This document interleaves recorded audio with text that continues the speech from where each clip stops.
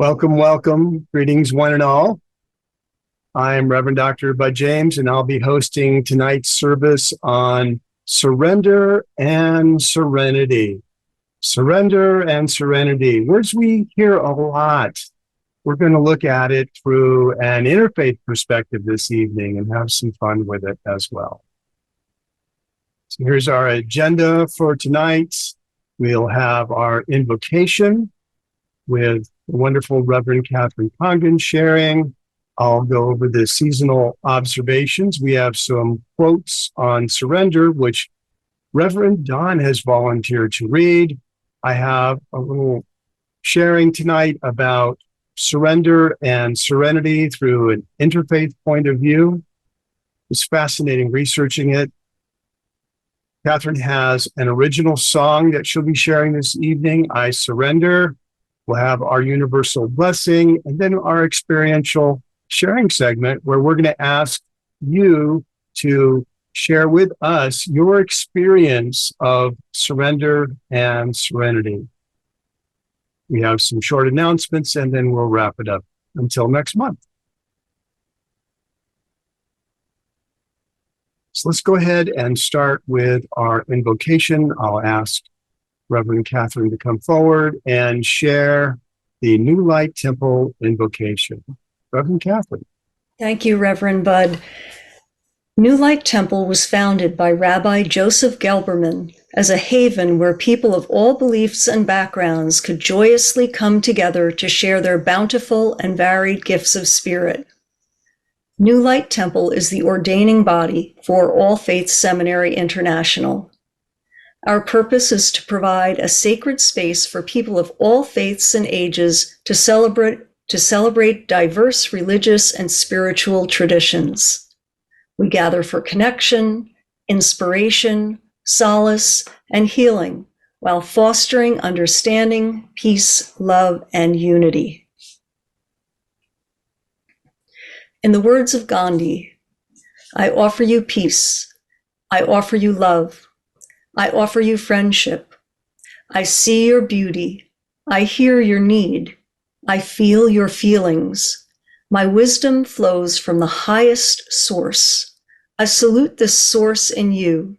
Let us work together for unity and peace.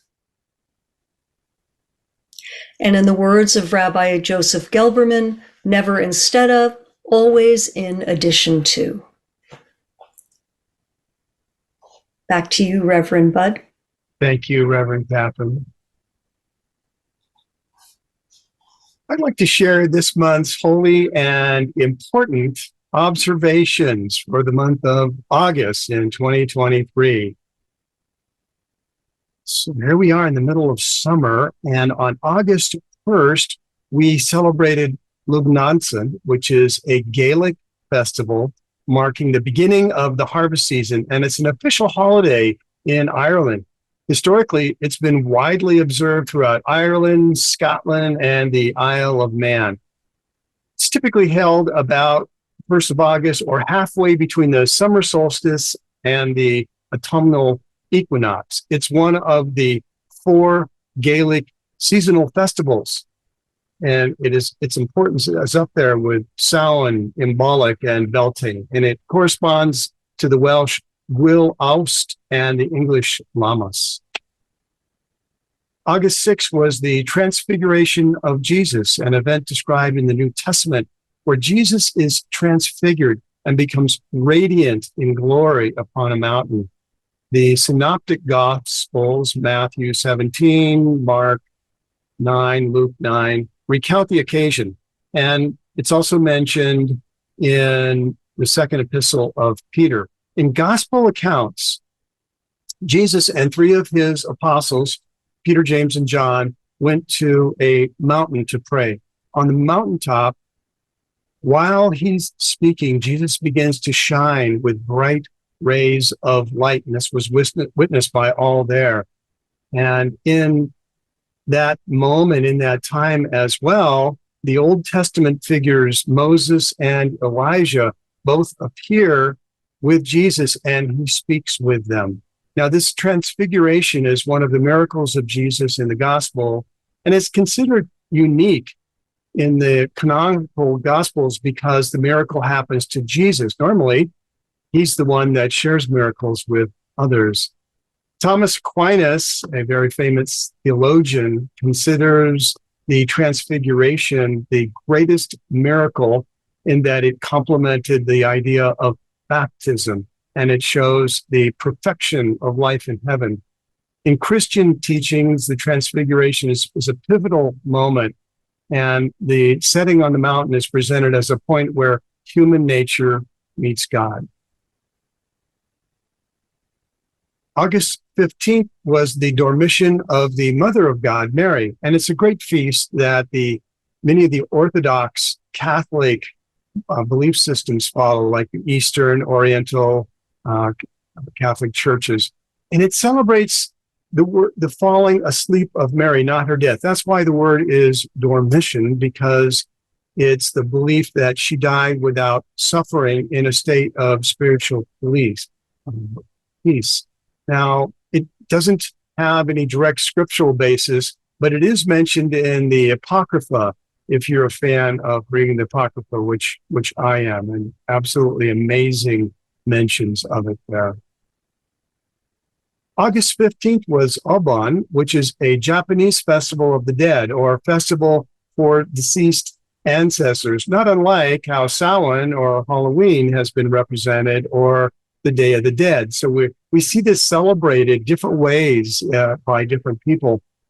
It's not a national holiday, but it is a widely celebrated Buddhist holiday, and it lasts 3 days. It's a period when the spirits of the ancestors return to their former habitats, and they're welcomed by the living descendants. And many people return to their hometowns to tend to the graves of their ancestors. And you've probably seen this part. At the end of the Obon period, their spirits are sent off again, floating on lanterns that they set adrift in rivers. Have any of you seen that? Yeah, it's a very beautiful event. On the 21st was Naga Panchami, and it's a day of national worship in many of the Hindu countries. The Hindus, the Jains, and the Buddhists celebrate this in Nepal and many other locations. As part of the festivities, a Naga, or serpent deity, which is what Naga means, snake, is made of silver, stone, or wood, and the painting itself is given a reverential bath in milk, and their blessings are sought for the welfare of the family.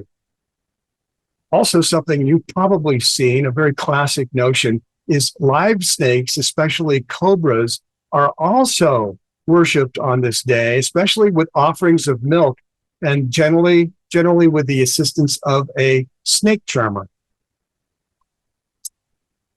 August 25th, tomorrow, Varalakshmi Vrat, also called Varalakshmi Puja, is a Hindu observance to the goddess of prosperity, Lakshmi.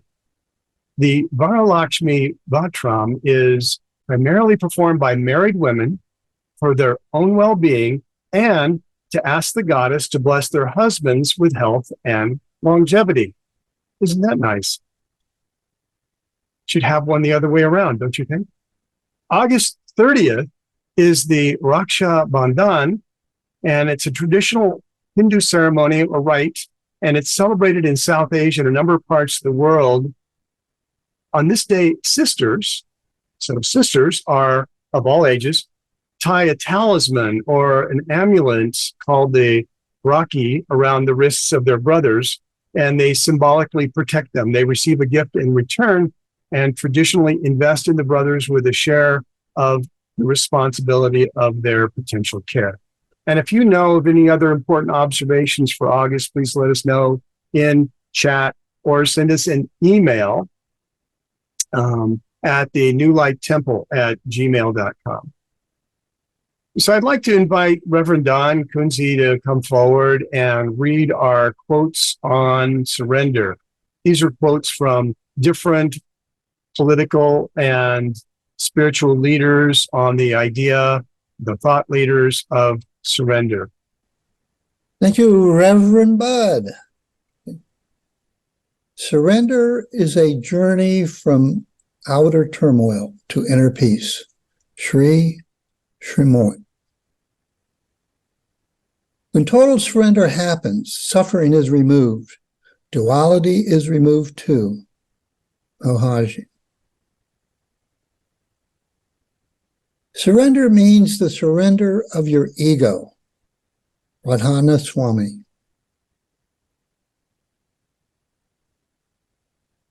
Surrender is not a weakness, it is a strength. It takes tremendous strength to surrender life to the Supreme, to the cosmic unfolding. Moji. The moment of surrender is not when life is over. It's when it's beginning. Marianne Williamson. Peace requires us to surrender our illusions of control. Jack Cornfield. Thank you, Don. And I appreciate you stepping up at the last minute to read these quotes for us. Thank you, Bud. Peter, would you like to share your music? Okay, everybody. This is from back in March. I thought it was July, the Serenity and Surrender. And I thought of something had been in my mind about this song after Reverend Susanna spoke a little bit about a funeral service. And I thought in terms of this song, Brokedown Palace, because it talks about leaving a broke down palace, and that palace is our bodies, and in a way surrendering and having serenity about that. So I'm going to let this play.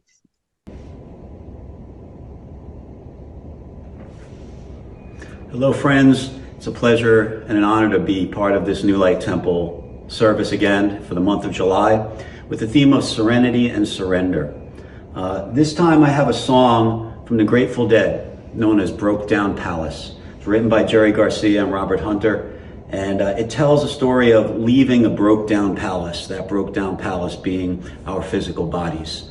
Now this song is interesting. It starts out in the key of G, which is associated with the the throat chakra.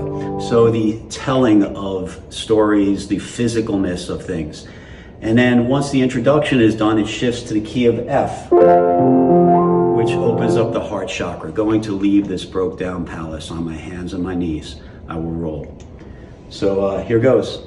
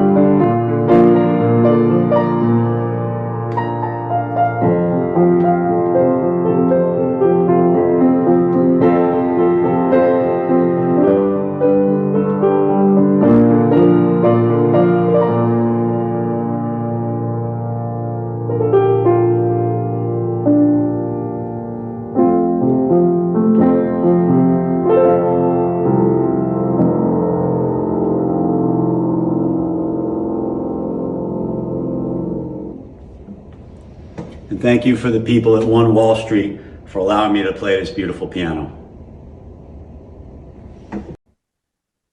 Thank you, Peter. That was wonderful. We appreciate that. I would like to share an interfaith perspective on surrender and serenity. We're going to look at this month's theme through the lens of many of the world's belief systems. And so this should be a fun little view overall of what's going on in the world, and also from our perspective, what is important to each of us. So let's start with what is surrender. Surrender has many definitions, and in the common vernacular, it's quite a negative term. It's about yielding to power, to control, or being in the possession of another because you've lost a war by demand or compulsion. And here's a picture of the German High Command surrendering to the Allies of World War II. Now, the good news for this surrender is that the war and the violence stopped. That's not how we use the term surrender in the world's religions. The world's belief system and spiritual traditions each offer their own unique perspective of the concept of surrender. Now, the specifics may vary on the level of form, for instance, but the underlying theme revolves around letting go of the ego's need for control and aligning oneself with a higher power, a natural order, the divine, God, an inner truth or deeper truth. Surrender is often seen as a pathway to inner peace, personal transformation, and a greater connection with the divine or the universe. So let's take a look at some of them. In Buddhism, the concept of surrender is closely related to the idea of letting go of attachments and desires. Buddha's teaching stresses the importance of letting go of the illusions that lead to suffering. The practice of surrendering attachments and surrendering ego is a fundamental aspect of reaching enlightenment and breaking the cycle of suffering in the cycle of birth and rebirth, which is called samsara.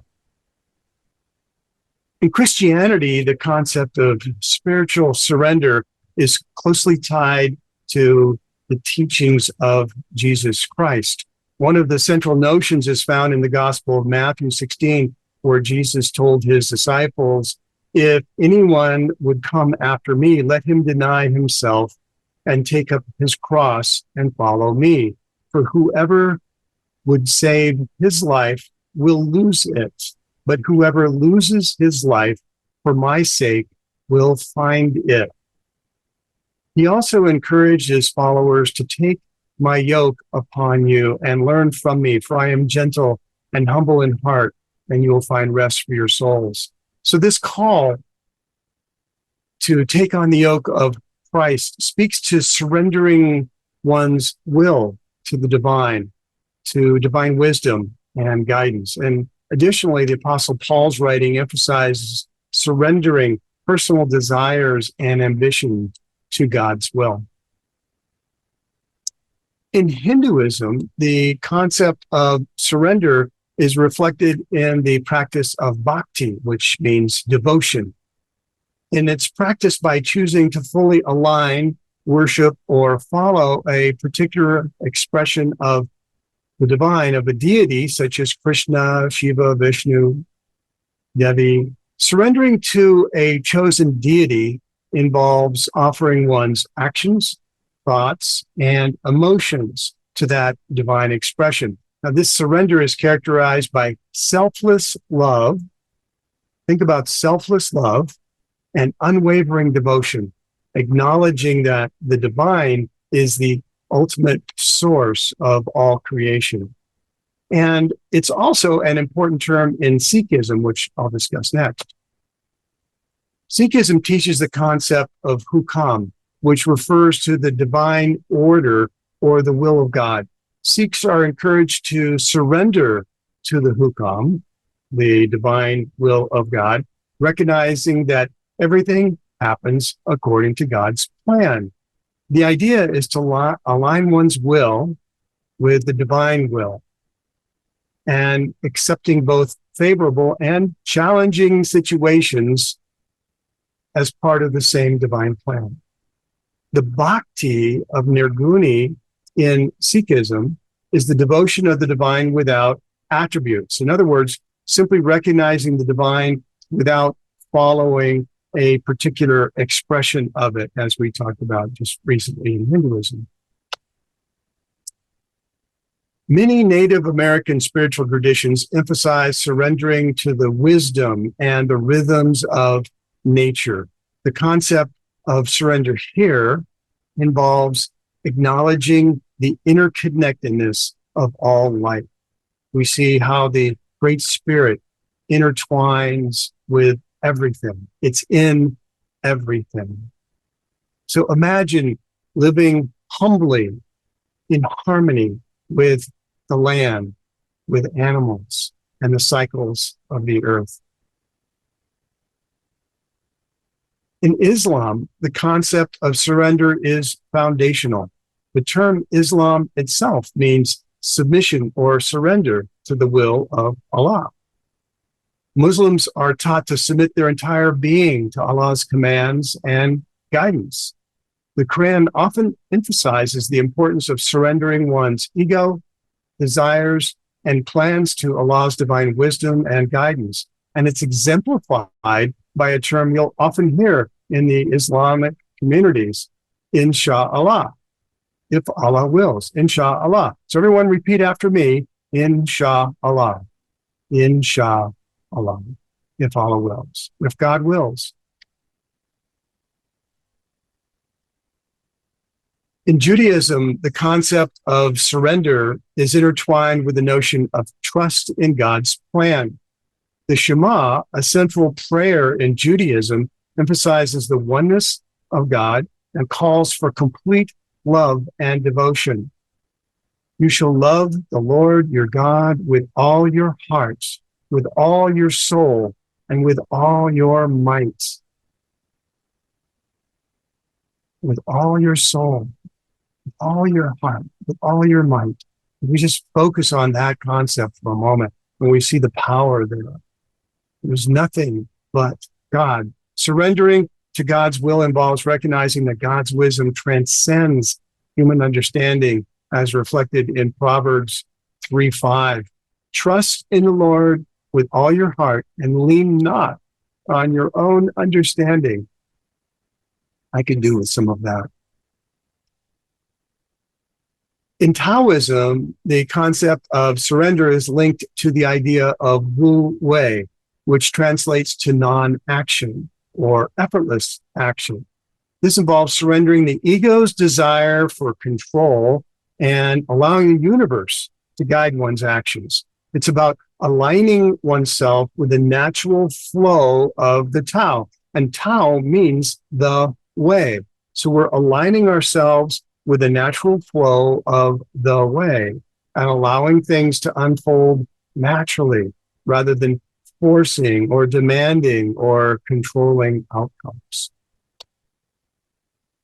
In Sufism, the mystical branch of Islam, they see this notion of surrendering one's ego and achieving union with the divine as one of the most important goals of Sufism. The concept of fana refers to the annihilation of the self and ego, allowing the individual to merge with the divine presence. There is now no difference. There's no separation. There's no obstacles between you and the divine. And surrendering the ego is seen as a way to experience the deeper reality beyond the material world. A Course in Miracles never uses the word surrender, not once. But there's many, many themes in ACIM that share this idea of surrender. And here's a quote from the Song of Prayer, which in and of itself offers deep guidance in how to pray. Prayer is a stepping aside, a letting go, a quiet time of listening and loving. It should not be confused with supplication of any kind, because it is a way of remembering your holiness. And it is to love you go in prayer. Prayer is an offering, a giving up of yourself to be at one with love. So if we take this apart, we see 4 clues regarding surrender. We're told to step aside. Prayer is a stepping aside. We're told to let go. Prayer is letting go. We're told to offer ourselves up, giving up of ourselves. And we're told to take our specific needs and let them go and put them into God's hands. So we're letting go of control in a way that allows God to step in and lead us. I'm sure you've all heard the saying, let go and let God. Is exactly what's being said here. It's as if we have this tight control, vice-like grip on ourselves, and there's a fear of letting that go. We see this notion of, what do I need to let go of? And it's a great question to ask ourselves. What do I need to let go of? What do I need to release and let go? And if we really focus on this one concept of offering myself up as a gift to God, it means getting out of our own way so that God can have his way. And it means to be at one with love, which is to surrender. My simple, often repeated prayer is, I will to will thy will. I will to will thy will. In all of these belief systems, the concept of spiritual surrender involves recognizing a higher power, and whether that's God, universe, cosmic order, however you see it, however you speak of God, aligning one's will and desires with that higher power's wisdom and guidance is the goal. And it's a deeply transformative practice, and it's a practice.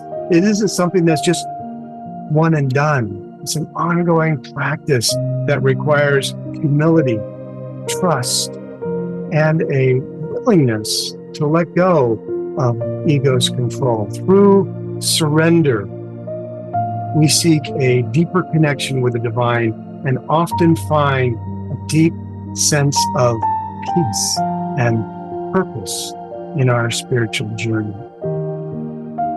So what does surrender have to do with serenity? Well, basically everything. In each of these belief systems, what we see is surrender is a path. Surrender is a practice.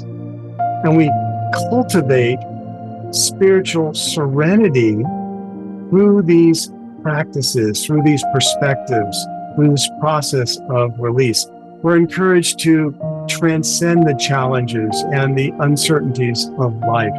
We look for a deeper connection with the divine or with the cosmos and experience a profound sense of inner peace. And this is referred often as the peace that passes all understanding. It's that place that the mystics go to without words, that ineffable, which means without words, place of deep tranquility and a sense of oneness with the divine.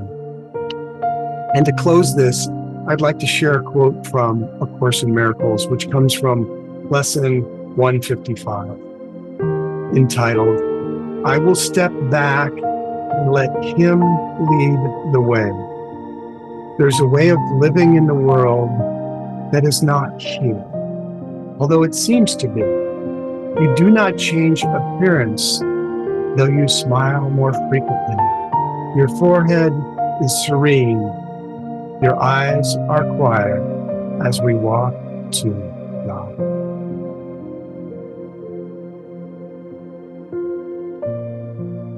I invite you to all to move into that place of divine connection. Take a breath, close your eyes, look inside, find that connection, and perhaps you experience it as divine golden light coming down and encompassing you and filling you and connecting you with the divine. Move into that state of letting go, of release.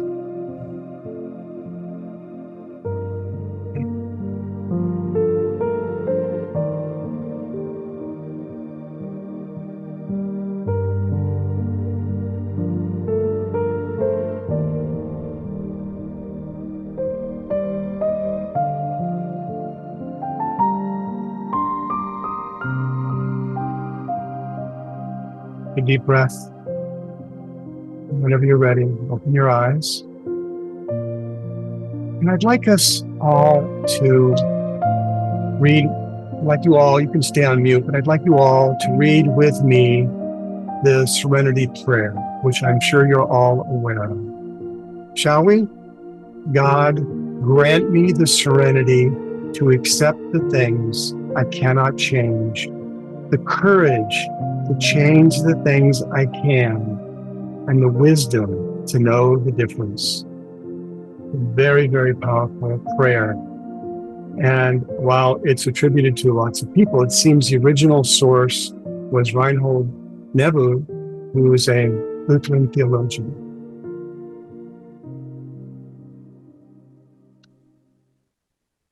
I would like to invite Reverend Katherine to come forward and share an original song that she wrote for this month's theme entitled, I Surrender. Peace can come to me, but I must let go of all the things that trouble me, all the things I know that keep me from being the way that I could be, filled with peace and serenity.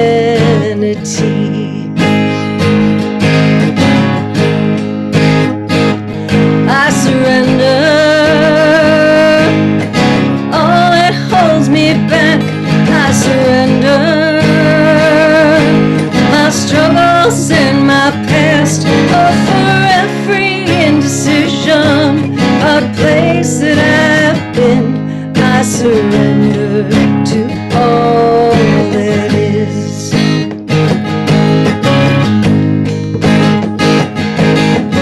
Carrying my burdens can feel too much to support, but I don't have to bear them all by myself.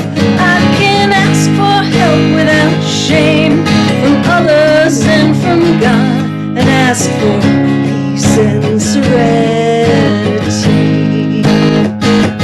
I surrender all that holds me back. I surrender my struggles and my past. Oh, for every indecision, a place that I've been, I surrender to all that is.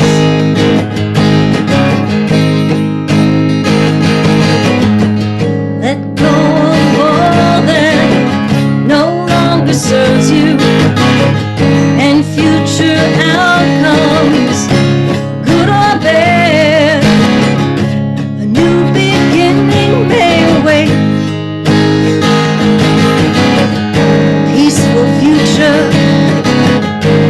Remember, you're not alone.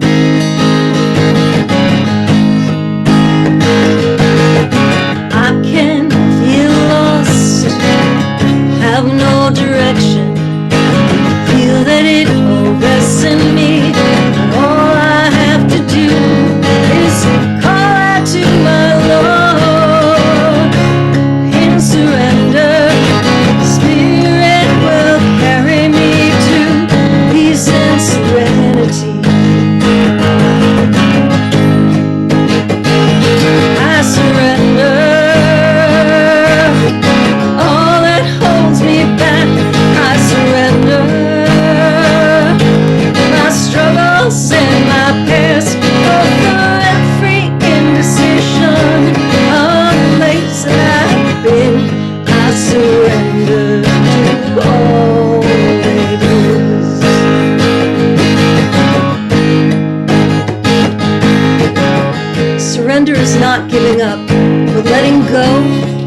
letting God, not needing to have all the answers, not following ego, not allowing ego to rule,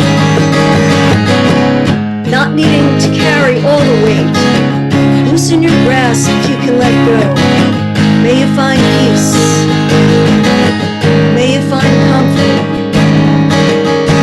May serenity fill your soul.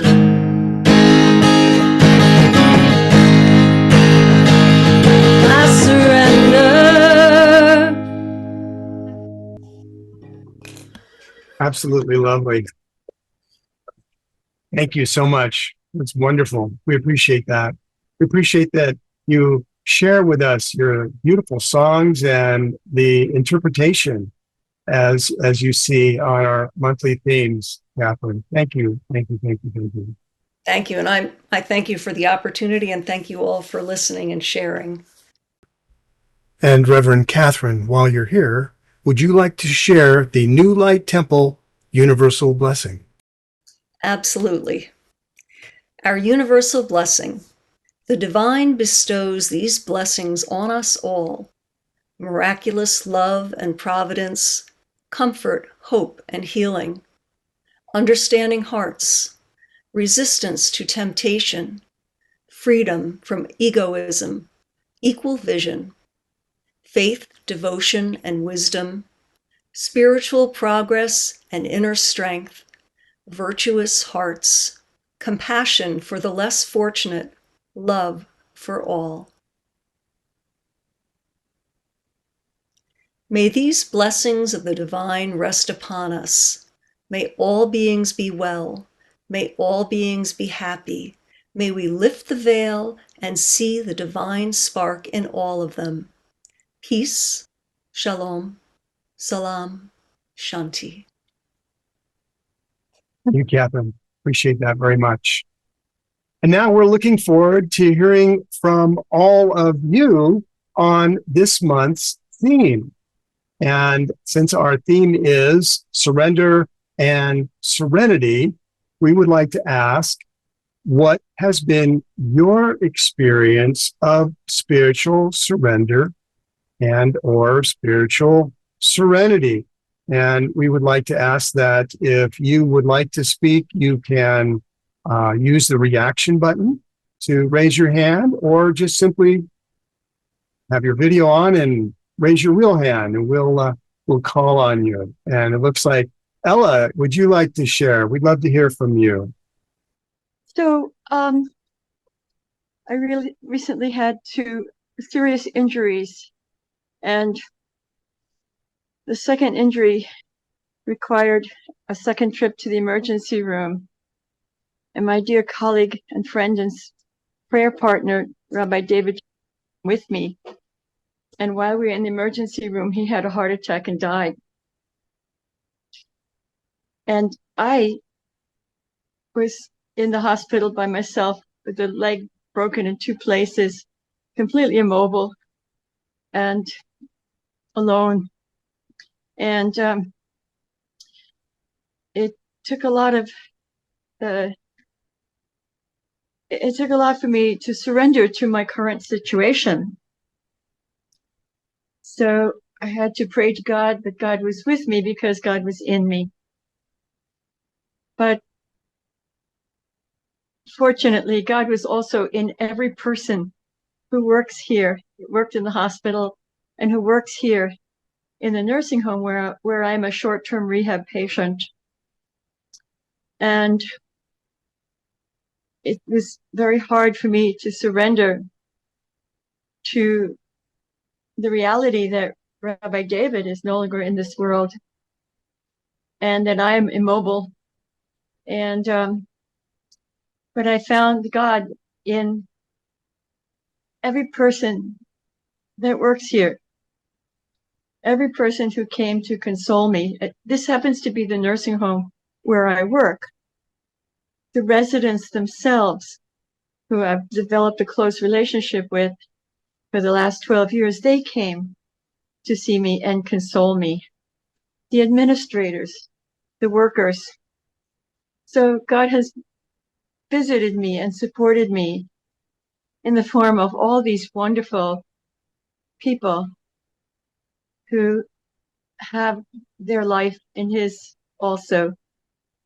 It's a hard surrender to be totally helpless and grieving at the same time and trying to manage my own case and be in pain. But it's one of those things, as the Serenity Prayer says, I cannot change. So that's the lesson here. Thank you. Thank you, Reverend Ella. I know that you have a lot on your plate, but we do appreciate you and thank you for sharing. That is an amazing story. An amazing story. Who else would like to share on the topic of surrender and or serenity? And it does come to us in often the strangest situations. Reverend Don. Thank you, Bud. My practice of surrender is determined by what happens day to day. And whenever I have a situation that doesn't go according to my will or my plans, it's a sign to practice surrendering. And the benefit of that is that I step into a place where I don't have to worry. I become very peaceful because I allow the universe to make the decision that there's a better path or better action in life to present itself, and it has, than the one I had. So it's a continual thing. It's always self-reinforcing. So I really developed this about a couple of years ago, and it's been very valuable in finding a lot of peace. No, you just made a really important point, Don, and that is we need to be able to find a way to respond, not react to the triggers that come into our world. And a classic trigger is the one that you just mentioned, that trigger of, oh, that's not the way I planned this. That's not on the agenda. And when those things rise up, what happens next in that moment really is very, very important. That's that space that we have. We have that mental space, that mental, emotional, spiritual space between thought and action. And that in that space is when we could say, oh, not my will, but thy will. So when my plan comes up and it walks into a wall, the bigger the wall, okay, the louder the universe is speaking. Is it? Okay. That's a good metaphor. I like it. I like it. Thank you, Don. Appreciate that very much. Anyone else want to share on surrender and serenity? Well, I have a story of serenity. One of my very, very fun and, in fact, quite spiritual experiences is scuba diving. I'm a very long time scuba diver with over 4,000 dives under my belt, dove all around the world. After about, I don't know, somewhere in the hundreds of dives where I was completely comfortable underwater, where I didn't really have any experience of going someplace. It became a being somewhere. And it was in those moments that I experienced complete oneness. I would be in a kelp forest at 60 feet, for instance, below the water, just floating, weightless, moving back and forth with the surge, not in resistance to anything that was going on, and just simply experience this state of serenity, the state of bliss, the state of connection. And it was there that I had wonderful conversations with God, these wonderful experiences that was this sense of divine connection and divine peace. And I would simply hear the ocean around me. I would hear my bubbles. And my thoughts were simply that. I would actually visualize and imagine releasing my thoughts as I released my bubbles. And it was a process of just letting go and becoming one. And it was beautiful. The only problem I had was I ran out of air eventually, and I had to slowly come back to the surface. That wasn't just once, that was many, many times. It was something I actually looked forward to doing towards the end of my dives when I had nothing else planned. I would let all my plans go, and I would just float in oneness. Did you have any experiences with porpoises or dolphins or Oh, sharks? yes. Yeah, did that a number of times. Went to Hawaii and swam with the dolphins, and that was amazing. Had some fun conversations with them too. Yeah, very fun stuff. Lots of interesting experiences. You can definitely tell that there's an intelligence in the water with you, and it's not just your random fish. It's very, very different experience being there with them. But this is a good example, Don, of having to get out of your own way.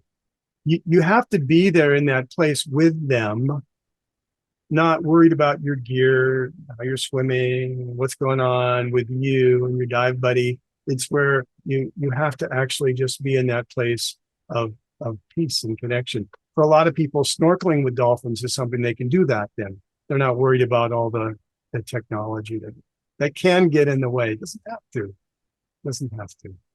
Yeah. Thank you for asking. Anyone else want to share on serenity and surrender? I've had to surrender many times, and I guess that's true of all of us, that it's a process. It's not like we surrender one time and okay, that's it, I'm done. I don't have to do it again. But for me, it's been a repeated thing that happens that, like Don was saying about a wall, but situations that are out of my control, distressing situations, difficulties in my life. I've been reminded, or had to be reminded many times, to just let go of those things and put them in God's hands. I can't do anything about them at all, and the only thing that me holding on to them does is create stress, anxiety, and worry, and it doesn't change the situation at all. So I found that when I do give things over to God and pray about it and say, God, I put this in your hands, that I do get that serenity. It's a relief. It's a release and a relief. But unfortunately, my situation, I find like little bit by little bit, I start like creeping back and, holding on to those things again. And then I'm like, oh, I'm doing it again. I've got to let go of those things. And because really there's so much, my personal life, in the world, definitely take action where you can take action, but there is so much that is out of our control, and surrendering that, and particularly when you have someone in your life maybe that is doing self-destructive things or things that aren't healthy, whatever, to be able to detach like that and surrender. Also, it's anyway, that's my experience. I'm not giving a specific example, but I mine is a cyclical surrendering. So I guess it's my nature, and back and forth. So that's my experience with surrender. And do you, Larry? Before Larry steps on, let me just kind of share a little bit. You mentioned a couple things that are so critical, Katherine. One is, and I've spoken about this with many people over the years when I teach on stress management or I do counseling. One of the most important things that we can do is to recognize what is in my control and what is not. Where people get stressed, where people go even a little bit crazy, is when they try to control the things, or they demand that things change that are not in their control. Right? And you are in a situation of great personal peril if you base your happiness on things that are outside of your control changing. So we have to reflect and look within and ask ourselves, what is in my span of control? What can I control? And within these things, what can I change? What maybe small steps can I take to return to peace? And guess what? The most important thing that we can control is our own inner conversation. What are we saying to ourselves? How are we reflecting to ourselves? It's an interesting situation when we start to realize that when I let go of the things I can't control, peace becomes a natural outcome. And it may take, like you said, a practice. I have to revisit this because there's a part of me, my subconscious, my ego, reaches out and says, no, this has to be different. I want that person to change. That politician is saying all the wrong things. The weather is bad. There's this virus that's going around. I can't change those things. That's inshallah. That's the will of God. That's what's going on in the world. What I have to look at is, what can I control? I can control my desire to connect with God. I can control my state of mind. That's within my span of control. And so important. That's why I mentioned before, all of these concepts of surrender are practices. Practices. It's an ongoing process. It's not, like you said, one and done. Yeah. Very good. Thank you, Katherine. Larry, did you want to add something? Well, there's two things very briefly. One of my favorite quotes about this topic has always been when Swami Satchidananda said, you can have a plan, and when you go to sleep, you say to God, plan pending approval. Plan pending. You offer it up. You surrender whatever your concept is, whatever you think is best for you, plan pending approval, and you let it go. And then if it happens, great. If it doesn't, you accept it. The other thing I wanted to share is just that tomorrow and I are going up to Ananda Ashram for the first time in several years. They're having the big Homa, which is sponsored by Sri Karunamai, and that's a fire ceremony. And there's a lot of mantras chanted, and they do it in a very traditional Hindu Brahmin priest Vedic ceremony. But the concept of the fire ceremony, or Homa, or Yajna, is that you offer everything to the fire and you say Swaha. And what you do is you let whatever you are holding on to, you throw it into the fire so that which is impure will be burned up, and what's left over after being in the fire is purified. It's only the gold remains, and the dross, as they say, is destroyed. So it's an entire practice of surrender with a large group of people participating in this offering. That's lovely. That's very much what Reverend John did last month with the burning bowl ceremony. That whole idea of I release this, I'm ready to let go of this. Isn't that an interesting message? Ongoing message. Thank you. Thank you, Larry. I'm going to have to make sure I practice that plan pending approval. I like the onomatopoeia of that. I always enjoy the experiential section. So let's talk about our announcements. Our interfaith themes for the year. As you can see, we are down here at Surrender and Serenity. You can see our themes for the rest of the year. And then we'll start over again in January. If you see any of these that are of interest to you, I urge you to reach out to us. Let us know that you would like to participate. If you feel inspired to participate, we'd love to have you. It's also if you feel that you'd like to acknowledge some aspect of the service, and of course you can always join us and look through the lens of watching us on YouTube, if you like, if you miss a service, because we will record all of these and they'll be there as well.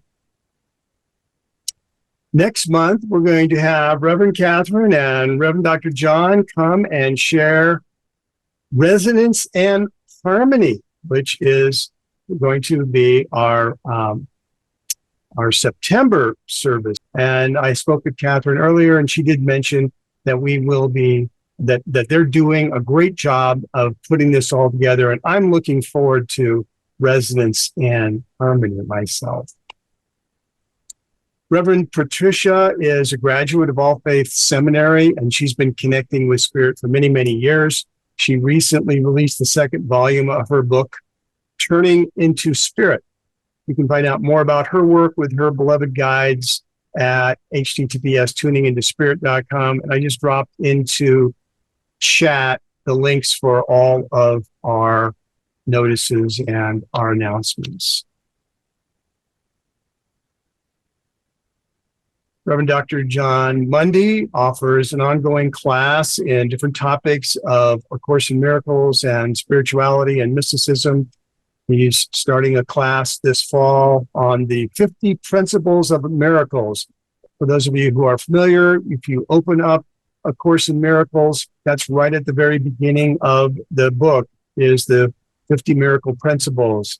And it really does require someone like John to walk you through.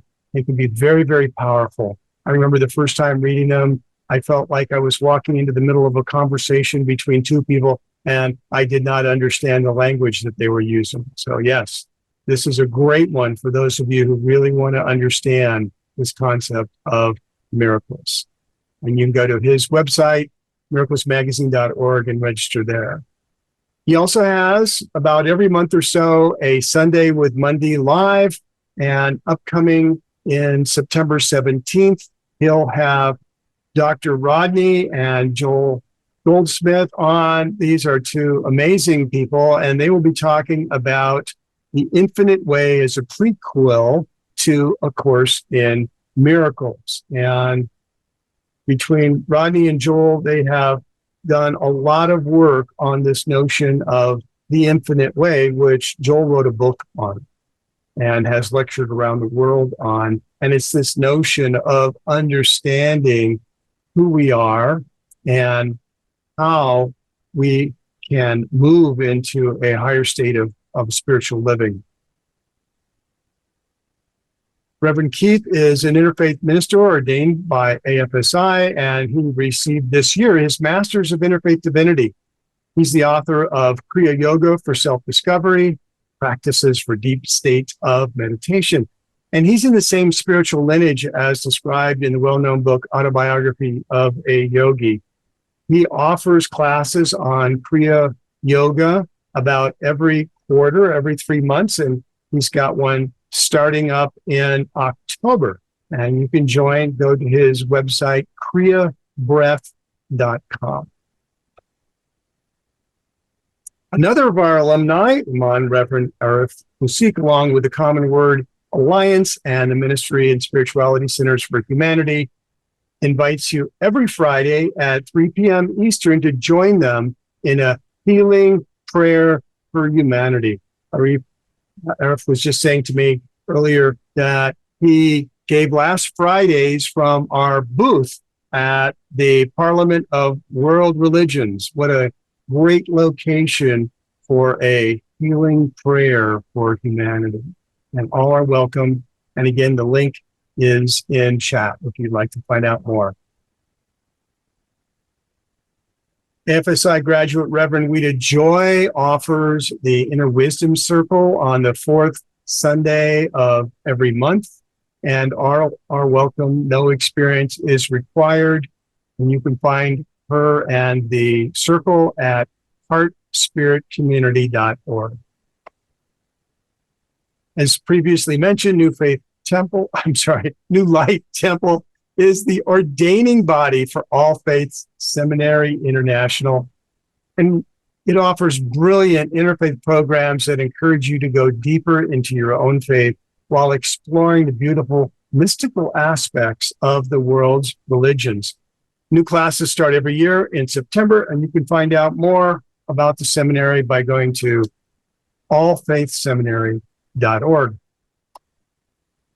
If you have any upcoming events that you'd like to share or you'd like to add, please let us know. You can send an email to the newlighttemple@gmail.com. Thank you, thank you, thank you. And again, if you've got any other comments, you can share them in chat or send us an email at New Light Temple. Blessings and good night.